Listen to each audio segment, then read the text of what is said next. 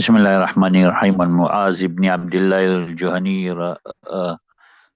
رضي الله عنه قال إن رجلا من جهينة أخبره برحمة الله عليه قال إن رجلا من جهينة أخبره أنه سمع رسول الله صلى الله عليه وسلم قرأ في الصبح إذا زلزلت في الركعتين كلتيهما فلا أدري أنسي أم قرأ ذلك عملا رواه أبو داود.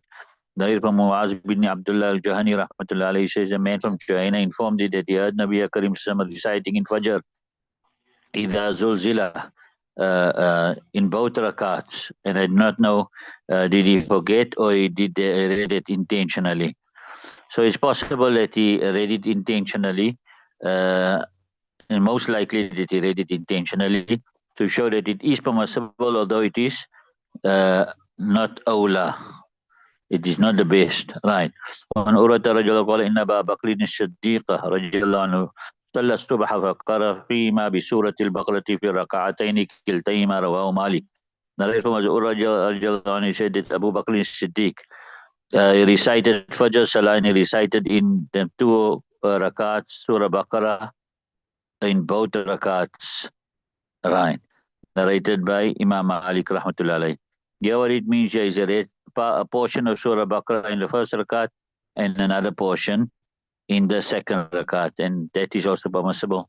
When Furasat ibn Umayr al-Hanafi رجل قال ما أخذت سورة يوسف إلا من قراءة عثمان بن عفان إياها في الصبح من كثرة ما كان يرددها رواه مالك.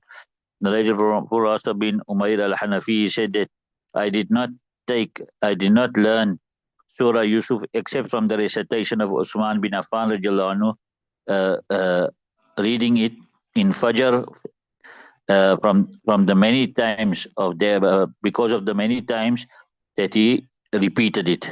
Imam Malik rahmahullah narrates us. Right, so here we can see as Uthman radiallahu anhu to recite Surah Yusuf in the Fajr Salah. Some ulama say that the effect of Surah Yusuf is a person gets maut wa shahadat. He passes away as a martyr. And we see the Hazrat Usman also passed away as a martyr.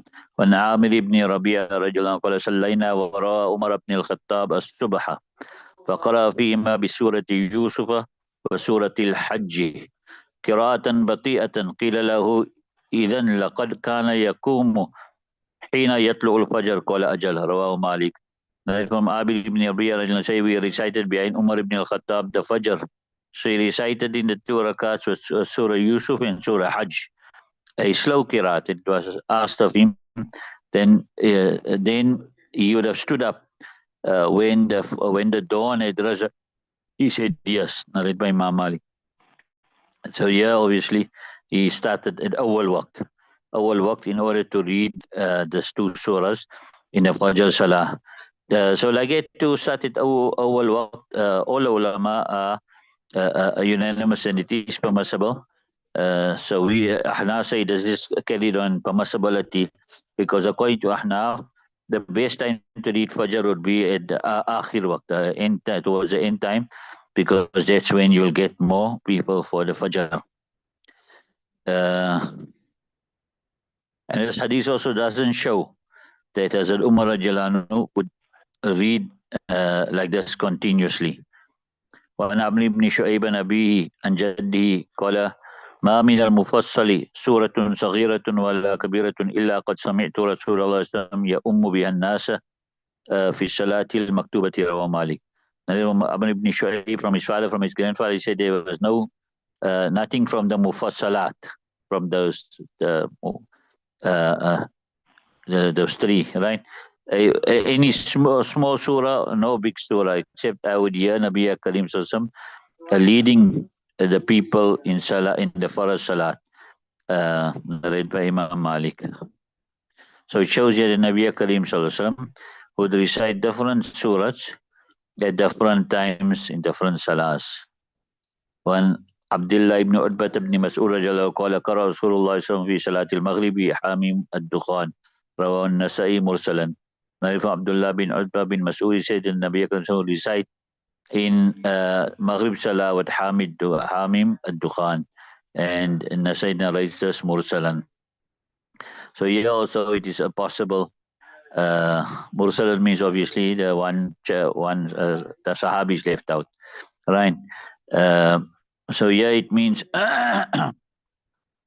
that he either read Amin Dukhan in both rakats, or he read portion of one rakat, a portion of it in one rakat, and the other portion in the next rakat. Babu ruku'i, right? What's the meaning of ruku? Ruku means to bend. In the Shariat, it's a special type of after the kirat, the special type of going into ruku, which is established from the Quran and the Hadith.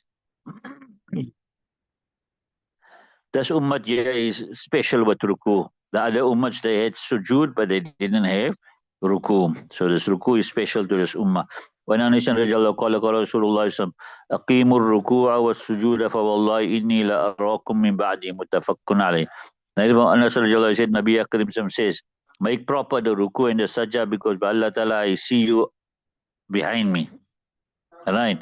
So we explained this also already, that firstly itminan, because I make itminan in sajda and in ruku. Completely settled in ruku and sajda, that is wajib. Right? To be at ease in ruku and sajda is wajib. Right. Then the second thing we mentioned this year, that Nabi Karim Sallallahu via mu'jiza, Allah Ta'ala showed him what's behind him. Not all the time, but sometimes. وعن البراء رضي الله قال كان ركوع النبي صلى الله عليه وسلم وسجوده وبين السجدتين وإذا رفع من الركوع ما خلا القيام والقعود قريبا من السواء متفق عليه. البراء رضي الله said Nabi Karim Sam's ruku and his sajda, and between the two sajdas, and when he raised up from ruku, besides the standing and the sitting, they were all equal in time, close to being equal. So in other words, you'd have the same time you would be in ruku, you'd be in sajda, and between the sajdas and in coma, all that. Yes, the qiyam and the sitting, they would be a bit longer. Right. وعن أنس رضي الله عنه قال كان النبي صلى الله عليه وسلم إذا قال سمع الله لمن حمده قام حتى نقول قد أوهم ثم يسجد ويقعد بين السجدتين حتى نقول قد أوهم رواه مسلم. Anas said Nabi Karim, when he would say Sami Allahu liman hamida, he would stand until we would say that he had broken his salah now. And then he made sajda. And he would sit between the two sajdas until we would say that he had finished off his salah. Right. So that shows that he would do it with itminan.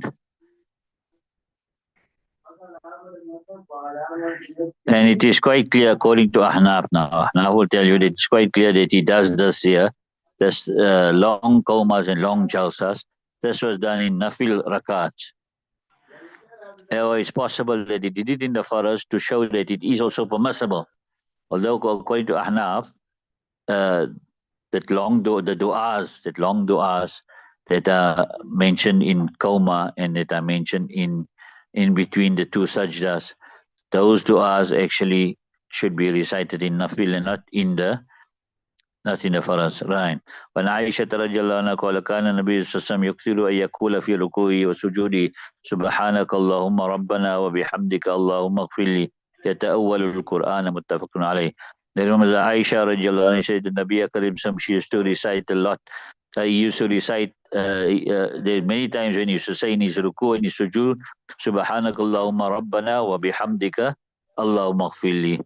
And he was interpreting the Quran. What was the ayat of the Quran? First, he was responding to the Quran, because the Quran says, "Fasabbih bihamdi rabbika wastaghfir." You understand it? So you would say, "Subhanakallahumma." That's all tasbih. Rabbana wa bihamdika. That's all the tasbih. And then Allahumma ighfirli. That wastaghfir. Right. وأن النبي صلى الله عليه وسلم كان يقول في ركوعه وسجوده سبوح قدوس رب الملائكة والروح. Also from Hadith, Nabi Akram used to say in his ruku and sujood, you should make this tasbih, Subbuhan Qudusun, Rabbul Malaikati wal Ruhi. So these are all du'as you can recite in your nawafil. Okay, let's do this hadith. When Ibn Abbas qala Rasulullah sallallahu alaihi wasallam, ألا إني نهيت أن أقرأ القرآن راكيا أو ساجدا فأما الركوع فعظموا فيه الرب وأما السجود فاجتهدوا في الدعاء فقمن أن يستجاب لكم. Rawah Muslim. Ibn Abbas said, Nabi Karim says that I've been prohibited so that I recite Quran whilst making ruku or in sajda. As of ruku, then glorify and make Allah subhanahu wa ta'ala most high, right? And as of sujood, then strive in dua. So it is most suitable that your dua will be responded to.